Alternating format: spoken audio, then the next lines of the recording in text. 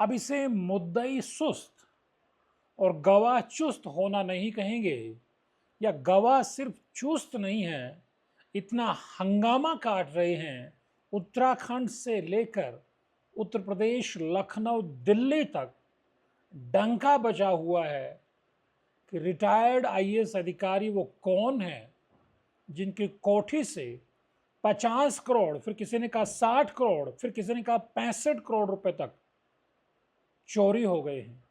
तरह तरह की बातें हो रही हैं। जिस तरह से इशारों इशारों में बातें की जा रही थी, उसके बाद उत्तर प्रदेश के योगी सरकार में करीब 8 साल तक बेहद ताकतवर, नामचीन आईएएस के तौर पर जाने जाते रहे अवनीश अवस्थी सामने आते हैं और वो डंके की चोट पर ऐलान करते हैं कि जिन जिन लोगों ने उनको लेकर के इस तरह की ये भ्रामक खबर उड़ाई है, ये इसको लेकर के वो उन सब को कानूनी यानी विधिक कार्रवाई के तहत लेंगे और उन पर कानूनी एक्शन कराने की कोशिश करेंगे। बड़ा सवाल ये है कि किसी ने अवनीश अवस्थी का नाम तो नहीं लिया, लेकिन इशारे जिस तरह से हो रहे थे, उसके बाद अमिताभ ठाकुर उत्तर प्रदेश के पूर्व आईएएस अधिकारी हैं, एक राजनीतिक पार्टी भी चलाते हैं और अक्सर इस तरह के बड़े बड़े चर्चाओं में, बयानों के जरिए, बहुत सारी चीज़ों के जरिए वो चर्चा में रहे हैं। उन्होंने जिस अंदाज में एक बयान जारी करके अवनीश अवस्थी का नाम लिया था, पूर्व नौकरशाह और वर्तमान में उत्तर प्रदेश सरकार के सलाहकार श्री अवनीश अवस्थी के भीमताल हल्द्वानी उत्तराखंड स्थित बंगले पर कथित रूप से 50 करोड़ रुपए चोरी होने के समाचार सामने आए हैं, जिनके क्रम में मैंने यूपी के मुख्यमंत्री श्री आदित्यनाथ को पत्र भेजकर इन तथ्यों से अवगत कराते हुए एक रिटायर्ड हाई कोर्ट जज की अध्यक्षता में उच्च स्तरीय जांच समिति बनाकर निष्पक्ष जांच कराए जाने की मांग की है। उसके अलावा भी जिस तरह से बहुत सारी बातें हो रही थी, आप जानते हैं कि सबसे पहले ये करीब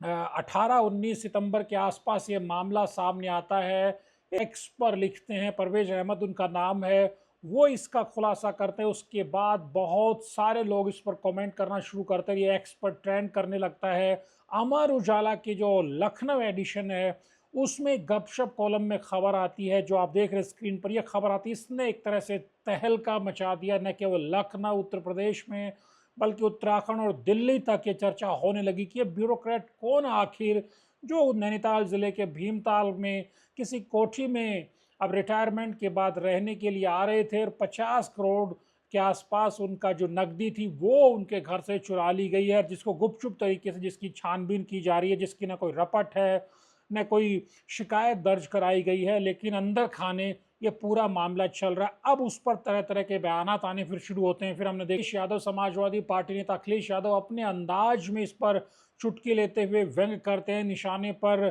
अधिकारी के साथ साथ योगी सरकार को भी लेते हुए वो खास तरह की टिप्पणी करते हैं। उसके बाद बहुत सारे पत्रकारों के इस पर ट्वीट आते हैं, ये एक तरह से एक्स पर ट्रेंड करने लगता है। लगातार लोग इस पर कमेंट करके सवाल करने लगते हैं। योगी आदित्यनाथ यूपी सीएम से सवाल करते हैं कि इसकी जांच क्यों नहीं करवाई जा रही है, भारत सरकार से भी मांग करते हैं। बहुत सारी बातें हो रही होती हैं। इसी के बीच अब हरीश रावत, पूर्व मुख्यमंत्री उत्तराखंड, ने भी इस मामले में अपना एक कमेंट सोशल मीडिया पर डाला। उन्होंने कहा है कि इस मामले से जिस अंदाज में पता चला कि यूपी के एक नामचीन अधिकारी के यहाँ भीमताल में जिनका अपना घर था, वहाँ 50 करोड़ की चोरी हो जाती है, तो उसके बाद हरीश रावत ये सवाल उठा रहे कि आखिर हमको पता लगाना होगा, हमारी सरकार को पता लगाना चाहिए कि कितने और ऐसे अधिकारी, धन्ना सेठ हैं जिन्होंने काली कमाई की सर्विस में रहते हुए और अब वो उत्तराखंड की हिमालय की वादियों में आकर के बस गए और यहाँ अपनी काली कमाई को छिपाए हुए। ये अपने आप में बहुत बड़ा सवाल है, क्योंकि हम लगातार उत्तराखंड में भू कानून की मांग जिस तरह से उठती रहती है, क्योंकि ये आरोप लगातार लगते हैं कि उद्योगों के नाम पर और दूसरी गतिविधियों के नाम पे, टूरिज्म एक्टिविटीज़ के नाम पर बहुत सारे दिल्ली, नोएडा, गुरुग्राम, गाजियाबाद से लेकर मुंबई और बड़े शहरों के बड़े बड़े धन्ना सेठ यहाँ पैसा लगाते हैं, बड़े बड़े रिजॉर्ट बना लेते हैं और उनके भीतर क्या चल रहा होता है किसी को कुछ खबर नहीं होती, भनक नहीं होती। इस तरह से जो चीज़ें निकल कर के आती हैं कि किसी अधिकारी के यहाँ से 50 करोड़ रुपए कि चोरी होगी। जब इस तरह की खबरें निकल कर के आती हैं, चर्चाएं जब इस तरह की चलती हैं, सरगर्मियां जब इस तरह की चलती, तब पता चलता है कि पहाड़ की इन हसीन वादियों में, शांत वादियों में किस तरह का अंदर ही अंदर कोलाहल कहाँ कहाँ मच रहा है। तो हरीश रावत ने तो मांग कर दी है बाकायदा कि पता लगाया जाना चाहिए कि कितने लोग, इस तरह की बसावट जिन लोगों की हुई है, कौन कौन वो लोग हैं, ताकि पता चल सके कि कितने और इस तरह के यहाँ काला पैसा छिपाया गया है अपने आप में। लेकिन बड़ा सवाल तो उठ ही खड़ा है। सबसे बड़ी बात यह कि जिस तरह से अवनीश अवस्थी ने, एक जमाने के ताकतवर ब्यूरोक्रेट यूपी सरकार में रहे, उन्होंने जिस तरह चेतावनी दी है कि वो लीगल एक्शन लेंगे, तो बिल्कुल उनको लेना चाहिए। अगर उनको लगता है उनके मान सम्मान को ठेस पहुंची है तो उनको एक्शन लेना चाहिए। लेकिन उससे भी ज़्यादा बड़ी बात यह है कि यूपी गवर्नमेंट को, कि अवनीश अवस्थी जिस तरह सामने आए हैं, जिस तरह का इशारा उनकी तरफ किया जा रहा था, तो सबसे पहले तो यूपी गवर्नमेंट को इस मामले को लेकर के कोई आगे कदम बढ़ाना चाहिए। और उससे भी बड़ी बात है कि उत्तराखंड में, चूँकि जिस तरह से ये चर्चाओं में ये बात सामने निकल करके आ रही, जिस तरह से चाहिए कि उत्तराखंड के नैनीताल में इस तरह की घटना हुई है, तो क्यों ना उत्तराखंड सरकार को भी इस मामले को सिर्फ चर्चाओं में, सोशल मीडिया पर सुनकर, चलते हुए, वायरल होते हुए देख करके चुप्पी नहीं साधनी चाहिए।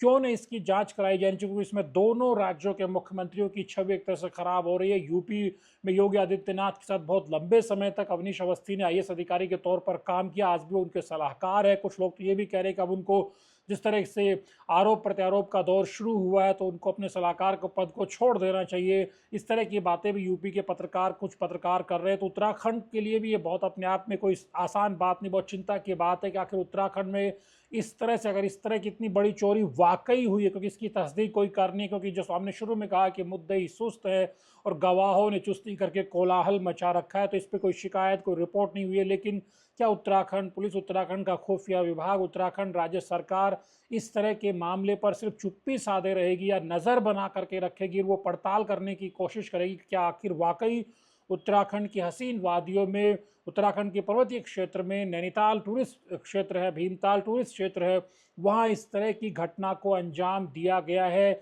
या फिर वो शरारती तत्व है जो अवनीश अवस्थी की छवि खराब करने के बहाने यूपी सीएम योगी आदित्यनाथ की भी छवि खराब करना चाहते हैं। और इस पूरे बवंडर से उत्तराखंड सरकार की छवि पर भी ठेस पहुंची है। ये अपने आप में बड़ा सवाल है। लेकिन कुल मिलाकर के उत्तराखंड से लेकर के उत्तर प्रदेश तक और दिल्ली तक का जो ब्यूरोक्रेटिक सर्किल है, जो पावर कॉरिडोर है, उसमें लगातार इसी मुद्दे पर सरगर्मियां, गपशप लगातार हो रहा है। देखना बेहद दिलचस्प होगा क्या इसका पटाक्षेप होगा, या फिर जो हसीन वादियों, उत्तराखंड के हसीन वादियों से जो अटकलबाजियाँ, ये चर्चाएँ जो शुरू हुई हैं, ये धीरे धीरे वक्त बीतने के साथ दम तोड़ देंगी, और इस पूरे मामले की सच्चाई क्या थी वो कभी भी सामने नहीं आएगी। मानो नैनीताल की नैनी झील में, या भीमताल, नखुचिया ताल, किसी ताल में ये जो पूरा मामला है, ये पूरी जो अटकलबाजी है, ये वहीं पर समाकर रह जाएगी। द न्यूज़ अड्डा के वीडियोज़ को लाइक कीजिए, शेयर कीजिए, चैनल को सब्सक्राइब करना मत भूलिए। नमस्कार।